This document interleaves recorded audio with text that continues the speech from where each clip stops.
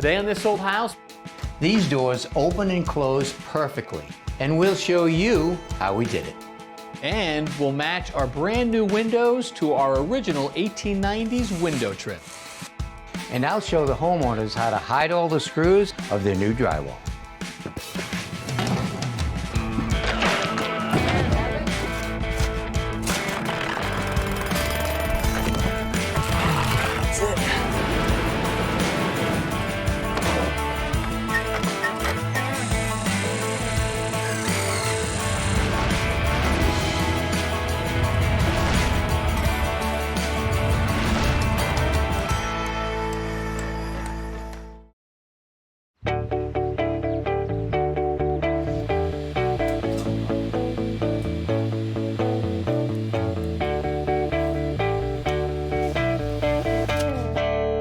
Hi there, I'm Kevin O'Connor, and welcome back to This Old House and to our West Roxbury project, where we are down to the last couple weeks and a lot of progress has been made. You can see our bank of appliances are now in, the lighting is in. Check out this modern fixture right here over our kitchen island, and the recess lights, also a modern look, the little squares on the dark background. We've got doors throughout the house being hung. We've got a lot of the millwork being installed and crown molding as well. Hey, D'Alejandro. Hey, Kevin. This is going here in the dining room. And in the kitchen, we've got the stone going in. Counters and backsplashes where they're trying to make it look like a continuous piece. Hey, James. Hey, good morning, Kevin. Good morning. So beautiful job with the counters so far. Got the island countertop with the waterfall edge, which is beautiful. Backsplash for you guys today. Yes, what we're doing now, we're making a manual template for the backsplash so that we can achieve that continuous look. So that's the big trend, right? This idea that it looks like the stone just kind of wraps up or down the counter. Yeah, it's a very big trend and it's constantly growing. Yeah. What we're seeing now is everybody wants that continuous look. So nothing easy about a perfect fit, but then when you add in that idea of continuous and matching vein, I presume that makes it even harder. Yes, to actually achieve that, we need to do two styles of templates. So first thing we do is Andre, he was here the other day, he'll come over and he'll do a laser template on the bare cabinets. So this way we can get a nice scribe for the walls. And then as these guys are doing now, we're doing a manual template so we can test the fitment of the backsplash after the countertops are installed. You're doing a physical template as well, just so that you can make sure it swings up in place okay? Exactly, so we can test the fitment and make sure we're not going to scratch anything. Also, so we can mark the vein match. That way we can line them up at the shop and we can make sure that everything's going to flow correctly. And then when that's done, I presume back to the shop with both the digital and the physical templating? Yes, we're going to put everything together, get the layout done, get everything lined up, and get it cut. Would you like to come to the shop and check it out? I would. I'd love to see that happen. I've got a door to hang first, but I can join you later. Excellent, we'll see you there. All right, thank you, James. Hey, Tommy. Hey, Kevin. Woo, new door going in. New door, double door. Closet here, okay. How's the opening look? Well, I'm just checking it right now. It's actually marking for the hinge locations. The big challenge to hanging any door is making sure that it's plumb and square in all directions. Can't be plumb out of plumb this way, this way, this way. Has to be plumb, because if it's not plumb, the door may open on its own or close on its own. So double door, obviously right here, pre-hung, which is nice. And what is the, that's This is MDF? an MDF, nice solid heavy door. Okay. All right, so the first thing I want to do is I want to check the opening to make sure that it's plumb. I'm pretty sure it is. It's a brand new wall. But if I measure from the string line into the wall, I've got 2.5 inches on this side of the string. So now if I measure down here, and it's 2 3/8 on this side of the string. So that tells me that it is out of plumb this way 1/8 of an inch. Not too bad. Not too bad. We can shim that. Right. Next thing I want to do is I want to check the floor. This is an old house, and very seldom are they level. So what I'll do is I'll just take my tape measure and I'll measure down to the floor, and that is 54 3/8 there. And if it's level, we're going to get the same number. You get the same number, 54 7/16. So it tells me that the house is out of level and down this way about 1/8 of an inch. So because it's a pre-hung door, if you put these side jambs straight to the floor, that means that the head jam's not going to be level. No, it'll be out of level. So what I do is I cut that 1/8 of an inch off of this side. Okay, of the jam over here. So when the door goes in, the header will be level. All right, so the next thing we're going to do is we're going to check the height of the jam to see if they are equal. All right, my side is 81 7/8. Okay, good. And my side is 81 7/8. So I'm going to take 1/8 of an inch off of this measurement right here. And I'll cut this with the saw. All right, so what I've done is I've cut some spacer blocks that are going to go where each hinge goes. And I've pre-drilled the hole for the screw. Okay, so now that our blocks are on, you remember that the bottom part was in this way 1/8 of an inch. So what I'm going to do is I'm going to take the measurement right here, and that is 1 5/8 inches. So now if I measure up here, we're off 1/8 of an inch. So I'm going to take that shim, okay, and I'm just going to take, because it's tapered, I'm going to take it, put it on here, and slide it up with my tape pushing against it until I get 1 5/8 inches, which is right there. Hold that in place. Got it? Yep. And I'll Just don't tack hit it. my finger pops, okay? I can't guarantee that. Oh boy. Now I'll check the top where I put the shim, and it's 1 5/8 inches. So now we're plumb. We're plumb and straight. They're all even distance from the string. Ready to push the door in? We're ready to push the door into the opening. Okay, take it to me a little. There you go, right there. So now I'm going to open the door. Slide this airbag in there, like that. Look at you with your own portable airbag. All right, now so now I just pump it up. That picks the door up into the opening. Okay, so now we're going to push the door against the shims. Going? It's going. Well, that's nice. Snug right there. Okay, good. All right, so now put the plumb bob at the top of the door and let it hang down. With the door 90 degrees, check the measurement on the string and see if it's plumb. So we're looking at 2 3/8. Okay, so now you want to make the same number at the bottom. I'm off by almost 1/4. All right, pump it a little bit. Look good? at that, 2 3/8 right there. All right, let me pre-drill my hole, put another screw in. First thing I look at is the space or the gap between the two doors. It's narrower at the top than it is at the bottom, which tells me that this door has to come over this way. When it comes over this way, it will go up on this edge, making it even. But look at, let me show you something. When I let this door go, okay, this isn't fastened. That means that this is out of plumb and leaning this way. Watch what happens with the door. This door, because it's out of plumb, leading this way, moves out. That door is plumb, and it's not moving. Stays right where it's supposed to. Right. So you should plumb your side, Pops. I'm gonna. Get to it, would you? All right, so now I'm gonna put a shim in the top, same way as we did the bottom. All right. Okay, so now open the door, but I also want you to hold your square against the side of the casing and flush with the wall. So I'm gonna go in there and drill a hole and put a screw in there. You got it? I got it. Not Hold the going door, anywhere. make sure it doesn't fall out of the opening. Got it.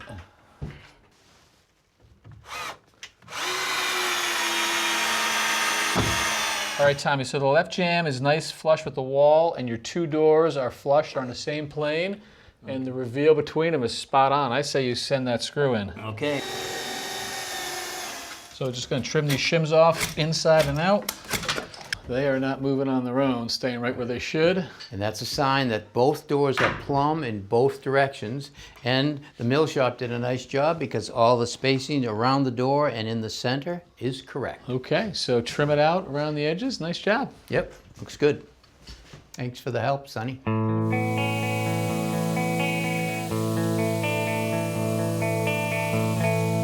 So that's our kitchen layout. Yes, what you're looking at is a 2D top view of the countertops and the backsplash. Here we have the sink, here we have the cooktop, and this is the backsplash leading up behind the hood. And so your job is to align the veining. Yes, what we're gonna do is we're gonna take all the pieces, put them together for seam placement and match up the veins here and try to get them to match up as best as possible so we know where we're gonna be cutting. It's a pretty good match right there. Yeah, it looks really good. So Kevin, we could cut the countertops and the backsplash together on our CNC saw, but because we like to test the fitment and the vein matching, we want to make sure that we do a physical template, bring it back here and cut it on the slab. We mark all the veins on the countertops on the template, then we come back here and line it up. And right about here we have a good vein match. So sometimes by eye is still the best way. Yes, that's the way we like to keep our craft. So how'd you get that nice line picked? So So we have a laser on this machine that'll show the cutter where he's lined up on the template. You can see how he's lined up so tight to the template, but he's not touching the template.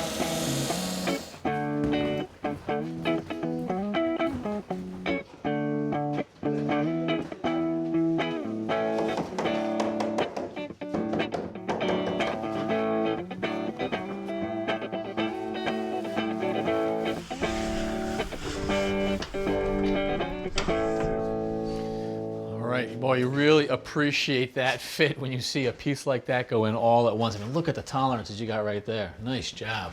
Yeah, we have a very good vein mat. You can see we have this backsplash going to the countertop, this vein going across the seam of the two countertops, and then running right back up to the backsplash behind the hood. That is wild.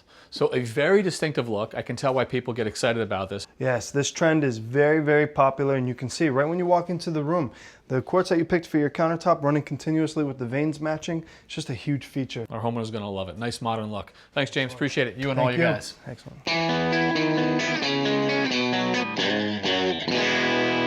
Throughout almost all of the house, we've got new windows, but we are keeping the original trim. And pretty much everywhere it's being painted white, except for here in the dining room.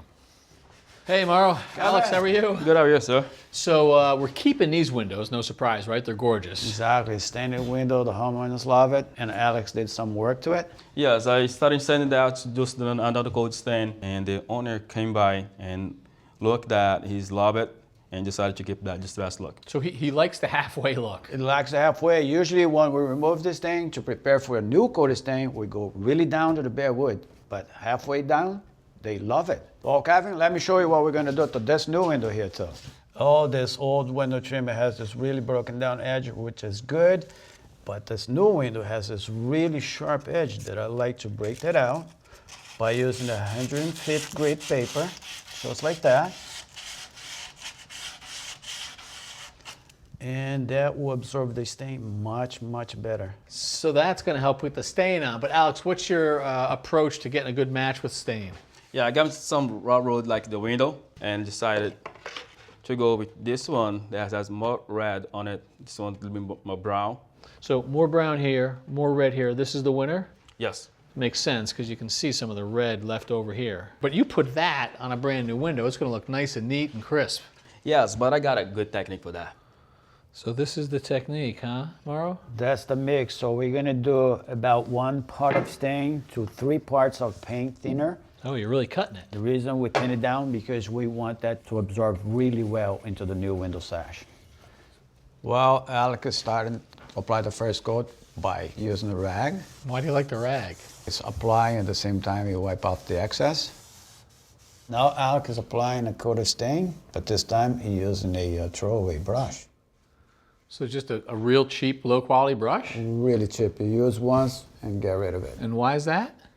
Because it creates like a pattern in order to make a distressed look. He does still stay with the grain though, even when he's kind of going sloppy, right? That's important. Any work you do on the wood, always with the grain. Well, the next step is sanding and wax, and we already have one window done, dry, and ready to go. You're gonna sand why? You wanna knock this down a little more? We're gonna knock it down. We're gonna use a 220 grit paper, and we're gonna get as close as possible to the existing part of the window. I'm gonna use a clean rag and get some of that dust off the surface, and we'll be ready to wax.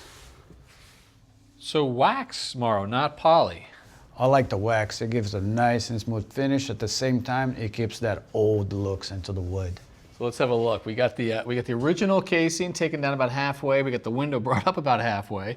That's a pretty good match right there. I think the homeowner's gonna be happy with that. I like it. It looks pretty good. So final steps for you guys? We're gonna add another coat of wax, and we add a little extra protection to the wood. Very good. Thank you, Mauro. Thank you, Alex. All right, Thank let's you, get sir. to it.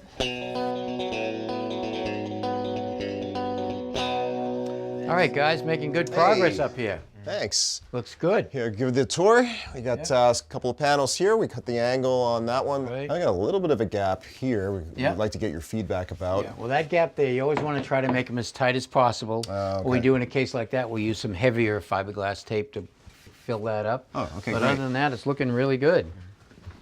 How are these screws looking over here? The screws are looking good everywhere. You want them to be flat or just a little bit below the surface, right? So, hear that?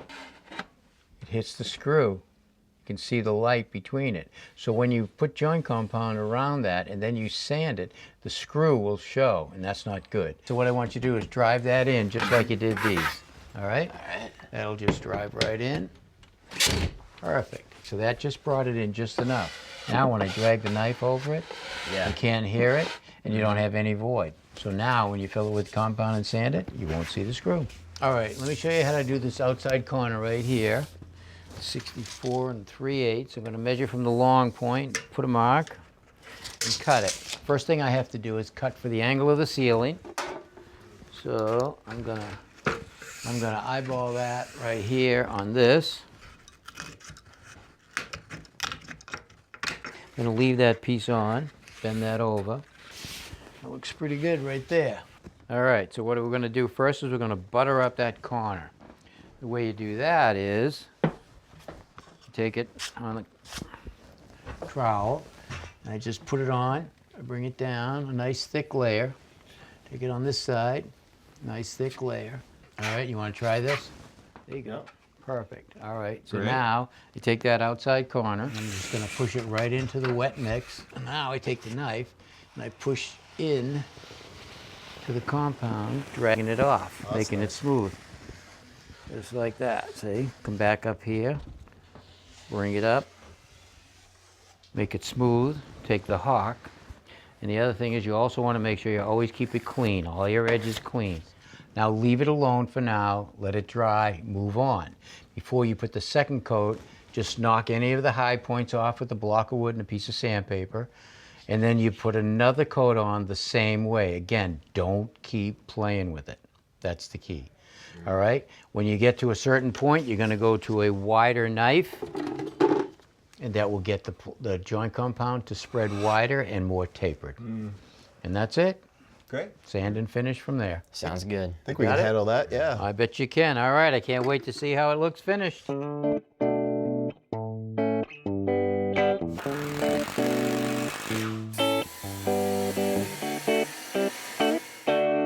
Hey, Leo.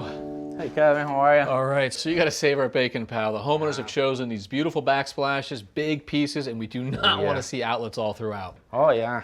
So, by code, we need at least 6 outlets on this beautiful backsplash. 6? Yeah, but we come with a solution. We're going to install under cabinet plug molds. So we can install them under each cabinet. Yeah. And it's going to give them a beautiful look where they're not going to see boxes and plugs anywhere. So your wires are already there for My you. wire's already there. All we got to do is connect the wires, push it in, and it's good to go. You got power, Leo? Oh, yeah. Good Okay, to go. so no outlets to be seen, and if you had an appliance, you could leave it there until you needed it. Do is plug it in here.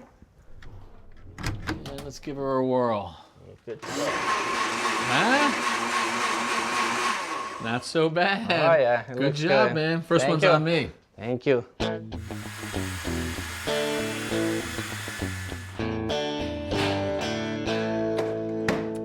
All right, today D'Alejandro and I are going to be doing some crown molding in the dining room. Now the dining room is wide open space, so we don't have a lot of walls, but we have a definition of a wall with this beam here that opened up this space here, and this carrying beam right here that opened up the hallway into the dining room, and another one over there. So in essence, we have 3 short walls and a long wall that we're going to crown molding detail in there. And to do that, we've got 4 pieces of crown molding to do that room. All right, D'Alejandro, you got things ready, right? Everything's ready, Tom. I think you got it stained up first, which is always nice. I like to paint it or stain it first. Saves a lot of aggravation. Exactly, yeah. All right, so how do you want to get started? So my plan would be like we'll cut like to length, and then we're gonna copy around the corners and work our way around the entire room. All right, so when you're doing crown molding in a room, the miters have to come together in a corner like that. But when you're working on an old house, the corners aren't always 90 degrees, so you have to figure out and bisect the angles. So instead of doing 2 miters or 1 on each piece, we're going to do a square cut like this that's going to go square and tight to that corner. On the other piece, we're going to do an inside miter, but remove all of the wood in the back, creating a cope cut. So when the two pieces go together like that, you have a nice tight miter, and if the corner is out of square at all, they still stay nice and tight. All right, Alejandro, I'm tight in the corner. So I got 181, 116.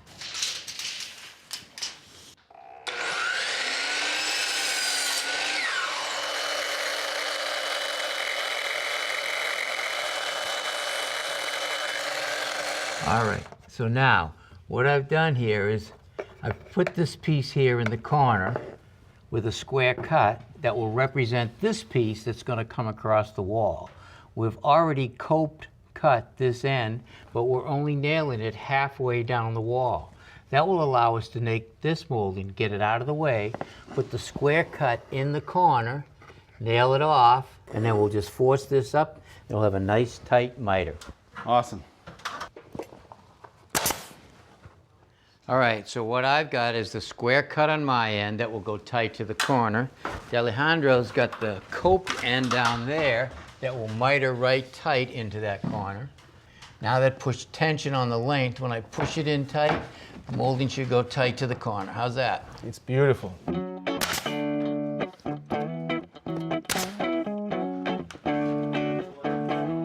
How's it look? It looks pretty good, yeah. Very tight. Okay, so let's get this last piece cut. So this is the last piece that's going to go in, and this is why we let this end float. So now I can take my square edge, and I can put it up here, slide it up. Alejandro can put the coped end against that corner. Looks great. Okay, and I'll put tension on it, and that'll tighten up the corner. All right, looks good? Looks great. Oh, look at that, huh? New crown molding made to look old, matches the windows. That looks terrific. Yeah, a little crown molding makes a big difference. It's a final touch. Speaking of final touches, Alejandro, 1 week to go. What's on the list? Yeah, well, we got plumbers doing the plumbing fixtures there, electricians getting the fixtures installed, floor getting sanded and poly. You know, just the final touches in the paint, and that's it. Yeah, well, hey, don't forget the wrap party, because that's coming up too. Yeah. Because we've only got 1 week left here in West Roxbury. So until then, I'm Kevin O'Connor. I'm Tom Silva. I'm Leandro Diaz. For This Old House.